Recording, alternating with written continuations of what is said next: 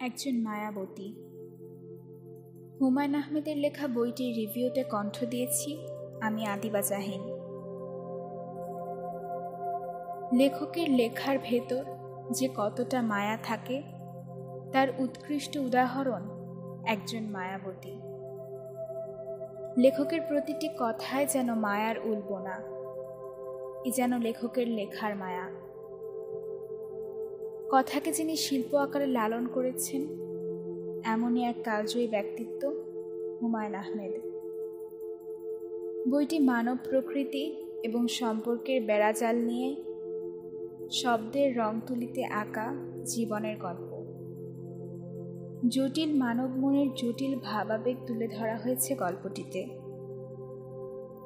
আধুনিক ধারার লোক দেখানো আর চাটুকারিতা ছাপিয়ে ভালোবাসাকে একটা নতুন মাত্রা দেওয়া হয়েছে, যে ভালোবাসা ধরা যায় না, ছোঁয়া যায় না, শুধু অন্তর দিয়ে অনুভব করতে হয়। কিডনি সমস্যায় আক্রান্ত মঞ্জুর, তার চিকিৎসার তোড়জোড় চলছে। বাবার ক্যান্সার চিকিৎসার জন্য অনেক টাকার প্রয়োজন ছিল। তার ধারণা হলো বিদেশে চিকিৎসা হলে তিনি ঠিক হয়ে যাবেন। মঞ্জুরকে সবসময় টাকার কথা বলতেন। মঞ্জুর অপারগতা ছাপিয়ে তার কিডনি বিক্রি করে বাবার হাতে টাকা দেওয়ার দুদিনের মাথায় তার বাবার মৃত্যু হয়। মা, বাবা, ভাই, বোন কেউ নেই মঞ্জুরের। ভালোবাসাহীন পৃথিবীতে মানুষ হয়েছে। এই প্রথম ভালোবাসা পাবে সে। জানে না ভালোবাসার মানে কি করে ভালোবাসতে হয়। এই ভালোবাসাহীন পৃথিবীতে মীরাই তাকে শেখাবে ভালোবাসার মানে। ভালো কি করে বাসতে হয়। অতি বুদ্ধিমতী মেয়ে মীরা কি তা পেরেছিল? হুমায়ূন আহমেদের লেখায় চরিত্রগুলো খুব অদ্ভুত থাকে। মনে হয় বাস্তবে চরিত্রগুলো থাকলে পৃথিবীটা অন্যরকম হতো। অবশ্য বাস্তবে যে নেই এমন না, আছে তবে গুটি কয়েক। তবে উপন্যাসের এক জায়গায় লেখক নিজেই বলেছেন, এরকম মানুষ বেশি থাকার দরকার নেই, কিছু থাকলেই হয়। এই উপন্যাসের অন্যতম বিস্ময়কর চরিত্র জাহানারা। প্রকৃতি আমাদের সবাইকে নিয়ে খেলা করে। আমরা নিছকই কলের পুতুল মাত্র। আর মানুষ হয়ে জন্মানোর যন্ত্রণা একটাই, যা বলতে প্রাণ কাঁদে তা কখনো বলা হয় না। কেউ আমরা জানি না জাহানারা বুক ফাটা হাহাকার কারো চোখে পড়েছিল কিনা। লেখক এই উপন্যাসে কি অদ্ভুতভাবেই না চরিত্রগুলো নিয়ে খেলা করেছেন।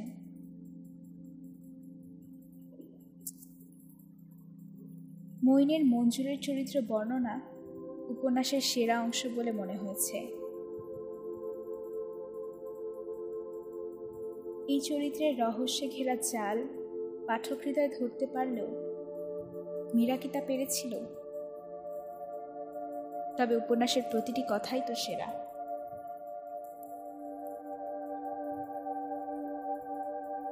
মইন মীরাকে নিচু গলায় বলেছিল,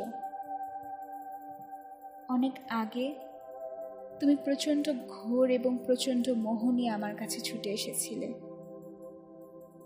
আমি তোমাকে ফিরিয়ে দেইনি।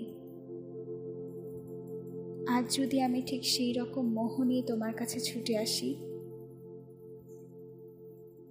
তুমি কি আমাকে ফিরিয়ে দেবে?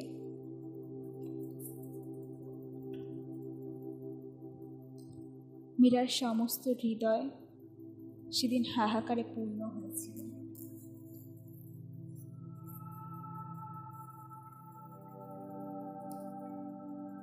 প্রকৃতি ও মানবতাকে কেন্দ্র করে এ এক অদ্ভুত ভালোবাসার গল্প।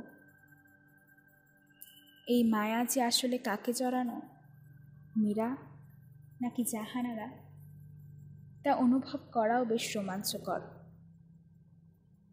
পাঠক যেমন, তার মায়া খোঁজার ধরনও তেমন। এখানেই লেখকের সার্থকতা। গল্পের প্রয়োজনে কাহিনী সংলাপে আরও অনেক চরিত্র স্থান পেয়েছে উপন্যাসে। জীবন্ত সেই সব চরিত্র যেন আমাদের ভেতর খেলা করে সবসময়। আমাদের চারপাশে ঘুরে বেড়ায় চরিত্রগুলো। আমাদের জীবনের গল্পগুলো কেমন হয়? গল্পগুলো কি সত্যি নিস্তব্ধ অন্ধকারে তলিয়ে যায়, নাকি শুধু খেলা করে মানব হৃদয়ের সাথে? এই পৃথিবী অদ্ভুত জায়গা, অদ্ভুত এখানকার সংসার। তার চেয়েও বেশি অদ্ভুত এই সংসারের চরিত্রগুলো। শুয়ে শুয়ে অশোক পাতায় মুমূর্ষ শিশির বলে, হায় কোনো সুখ ফুরায়নি যার, তার কেন জীবন ফুরায়? চারপাশের মানব প্রকৃতির উৎকৃষ্ট উদাহরণ জানতে হলে পড়তে হবে হুমায়ুন আহমেদের একজন মায়াবতী।